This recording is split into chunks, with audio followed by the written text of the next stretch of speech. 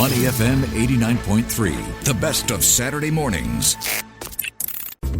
Wide World on Money FM 89.3. We are back with our Wide World segment and our favorite pollster here in Singapore, David Black, the CEO of Blackbox Marketing, talking about a new survey on Singaporeans' shifting attitudes toward the United States and President Trump's policies in their latest quarterly Sensing SG tracking. The Blackbox explored the fallout from the Trump tariffs among Singaporeans and other topics. David, it seems like just a few months ago you were here saying Singaporeans love the Trump administration. That was early in the year, and now things have changed.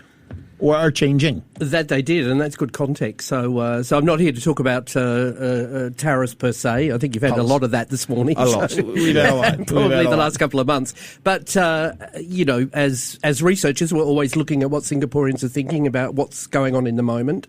As you rightly pointed out, Glenn, I was here earlier in this year talking about both the election, but also talking about how the Trump administration was settling in and how Singaporeans were responding to that. And generally favorably. Oh, right? Absolutely favourably. Yeah. And I think I said at the time, the initial reaction by Singaporeans to Trump was, well, the guy's in business. He seemed to be okay last time. Let's give it a shot. Things should be okay. Weren't processing in any of the conversation about tariffs or anything like that. A few months later, tune has definitely changed. In Blackbox's most recent quarterly tracker, Sensing Singapore, we looked at how people are feeling about that particular issue. About half of Singaporeans now say they feel more negative towards Trump personally because of the Trump because of the tariff stories. And what was the number earlier in the year when you came to see us? It was like 60% in favor or something? 60, more than 65% net positive on Trump, Okay. So slightly different questions this time, but it was more about, are you looking at him favourably or less favourably, and about half are less favourably. Yeah. But more important, I think, is we also ask questions about, because I'm not a tariff expert, we're not technical or policy people. What I'm interested in is, what the kind of wider ramifications, what the collateral impact of all those things are. What we found, which is really interesting at the moment, is that they're also Singaporeans are negative about Americans themselves, and particularly American companies and American products and services. Now, that doesn't mean they're going to stop shopping or stop buying every sort of brand tomorrow, but it does give us a signal that this tariff story has wider ramifications than just the pure business impacts. It sort of plays on people's minds as well about how they feel, a country's reputation or a company's reputation and things like that. So that's what we're looking at, and what we're finding at the moment is that the tariffs aren't just restricted to the pure business environment. They seem to be now impacting perceptions among Singaporeans and consumers. Isn't as well. it interesting, though, because many American businesses are also against the tariffs, right? For a lot of reasons, of economic and otherwise. So, and yet they're still sort of being lumped into the tariff issue by Singaporeans in a negative way. That's right. And so what we're really seeing is something that's been playing out for a long time. I heard, I was listening to the previous segment, I think Neil was talking about cheaper Chinese goods, buying things online, things like that. This has been a 10-year exercise in Singapore where there has been development of what I would call a binary, between America here, China here. So it has been a growing trend over the last 10 years that while America still remains very important to Singapore and Singaporeans, particularly from a security perspective, from a business and a trading perspective, China's just gone up and up and up. And I think that binary is something that the tariff story has kind of really dropped itself into. And so maybe Singaporeans now are starting to even separate. So, the question for me with this tariff thing is not so much the policies or even the short-term impacts. It's really, is this a fork in the road now? Things have been kind of developing or shaping for quite a while. Is this the moment? Is this the moment where you kind of blast that apart? And so that's a question I think that that pollsters or researchers like me are more interested in asking than just focusing on the tariff story today, which, smarter people than myself can kind of talk about and take care of. This is fascinating. This is really fascinating. I want to do a poll in real time to back up David's points. WhatsApp 88550893. That's 88550893. Your views, Singaporean views on Trump, the tariffs, and the US more broadly. Because reading your fantastic research, David, this is bigger than tariffs. I wouldn't go as far as saying existential, but there's an element of Singaporeans, based on your research, seeing this, taking this personally, that he is hostile, actually hostile towards Asia. This goes beyond economics almost. It does, and I think, one of the mistakes people make with polling is that they think it's very much just about that snapshot, what people are saying today, what they're thinking today. But you've got to remember, as researchers, we're talking to people all the time, and we're looking at how trends emerge, how things die out, what's coming through, et cetera, et cetera. Yeah. And so with a story like this, I'm much more fascinated, or my company, Blackbox, are much more fascinated with, well, what else is going on? Because we've got a range of clients, from government clients to non-profits through to corporates, who all want to kind of have the bigger context. They already know the kind of what's going on in the moment, how they have to react to that, what the policies are for that, but they need to know the sort of wider story, because they've got to look down the road, they've got to look at where things have come from. So I think from our perspective, it's definitely, and that kind of, Neil raised the point, used the word hostility. I think it's not so much about that. I think it's about each and every one of us have choices in life, and we've got many things to do. If you're kind of seeing a very negative or a black kind of cloud over one particular thing, you'll just shift over to something else. And I think that's a lot of what's happening at the moment. I'll give you another example. In our polling, we've actually found a drop-off for European brands as well. And what I actually see this as is that there is kind of collateral and peripheral damage. So sitting here in Asia, one of the things with tariffs that we may see down the road, or maybe this kind of we're less focused on American things because they're kind of doing their own thing. Does that kind of like transcend to Western brands in general? So that's a question we need to look at in the future. Sometimes I think that's overlooked. If you look at the last 20 years, you've seen the rise of kind of Japanese business, Korean business, all very successful. Now Chinese business, again, coming back to my point about the fork in the road, it may not just be about Americans. It may actually end up being about Western brands as well. And so that's something we will need to look at. So that was a data point that interested me.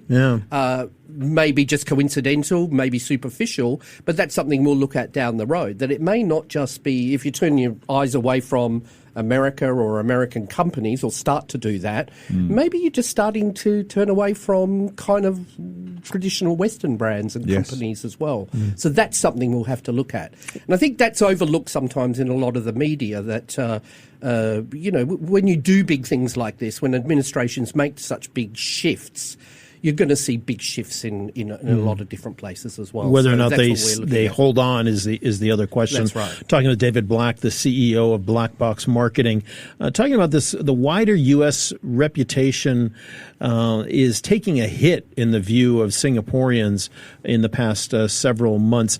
David, I remember 21 years ago when I moved here to Singapore during the George W. Bush administration and the Iraq War. I was in a taxi, and the taxi driver looked in the mirror. He goes, "Can I ask you a question?" After learning I was American, he goes, "What happened to your country?"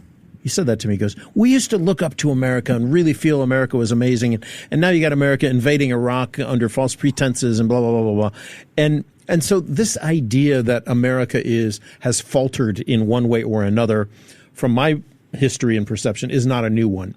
I guess the question is, what happens from here? How deep does that division go, or does that dislike go, and how does it manifest? What would be the next sort of logical view that you would take in terms of surveys to figure out just how deep this is, as you mentioned, whether it's just American products or Western products? How do we think about this as business people, as Americans or Europeans living in Singapore? What would be the next data points that we should look for?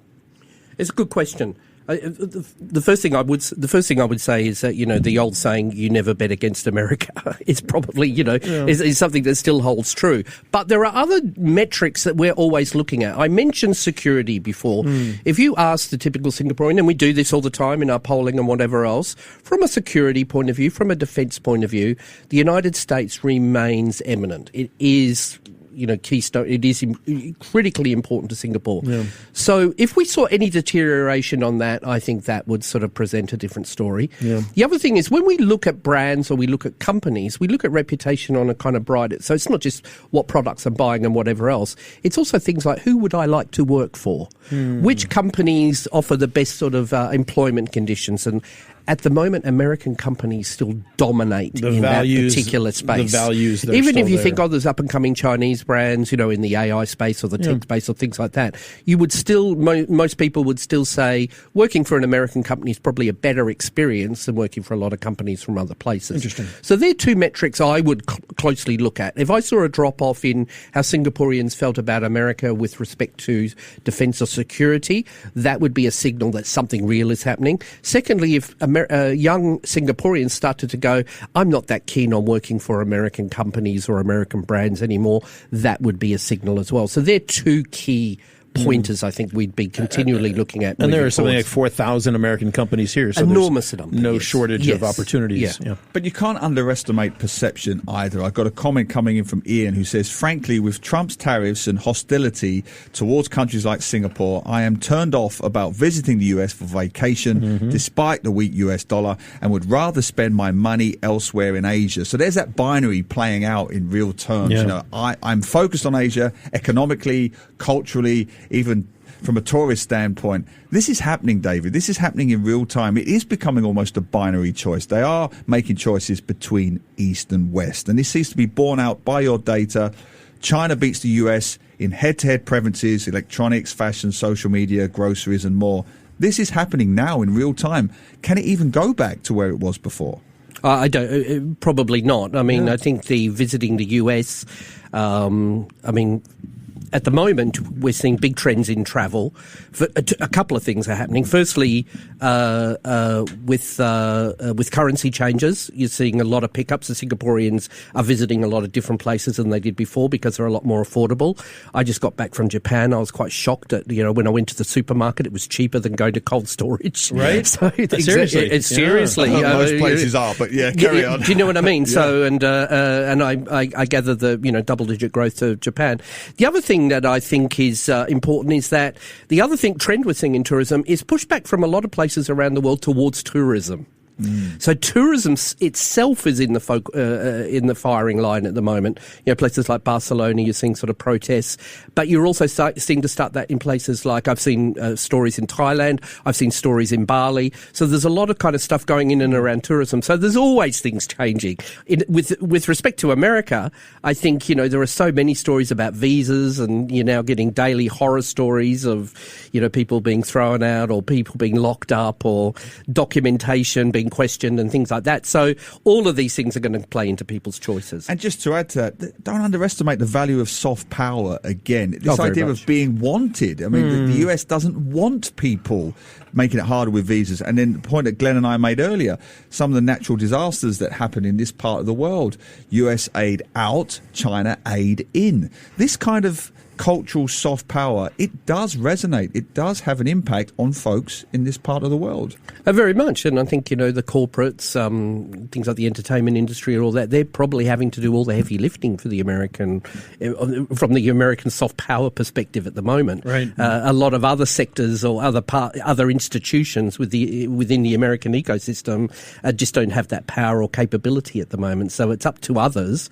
particularly within the corporate community, to probably do a lot more of that heavy lifting on soft power, I think. Generationally, you looked at younger Singaporeans, in particular the digital natives, looking at some of these attitudes.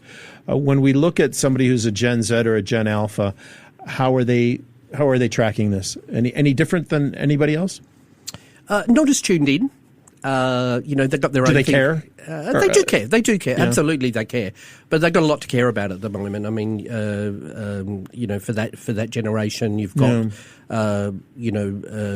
more expensive place to live. So therefore, the importance of having a great job is really important. And having a great job now is kind finding of a job, huh? It's tough for a lot. I mean, I think the jobs are there. I think it's the quality and the type of job where you want to go, and certainly AI comes into that framework. I mean, it's probably overstated, but it's certainly something there. I think with younger people as well, though, what we're finding in our kind of wider findings in terms of post-election is they've come out of the election feeling, very bumper. Great, things are good, economic conditions are great, so they're kind of all the demographics, probably the most positive at the moment. I think cost of living concerns have probably diminished a little bit. But, we're in that post-election cycle now where everything goes quiet for a little while. Give another 6 months, 9 months, and, some of the issues will start to come back. But you always have that kind of honeymoon period after an election where things kind of go quiet for a while, things that were kind of, very antagonistic and that before an election generally sort of pipe down a bit, and then they sort of ramp sort of back up. But certainly economic conditions are better. Your research says 92% of under 30s in Singapore say they're satisfied with how things are going. That's massive. That is massive, absolutely. That's basically saying just about every young Singaporean is quite satisfied with the way things are at the moment. Well, I mean, you have to look at that in context. What have they got to complain about in Singapore at the moment? And they've got plenty to compare it to, with the poly crisis overseas. I love one comment, David. It made me laugh out loud because it sums up Singapore, not just now, but the last 30 years, which is they're very calm, good governance meter. The talking angle is we're seeing calm at home,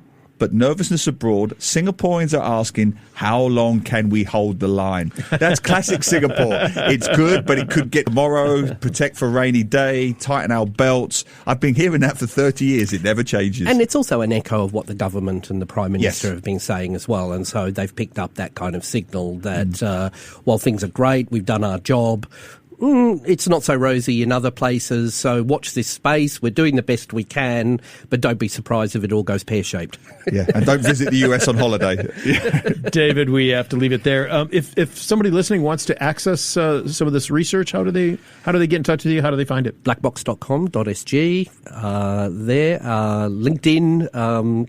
You're all over the place. All the usual places. You will find me. Best pollster in Singapore. Some would say only. I wouldn't say that. I just say he's the best. I'd say he's the best. Yeah, there we go. Absolutely. Thank you, David Black. Always a pleasure. CEO of Blackbox Marketing. Thanks very much, David. And we'll see you again soon.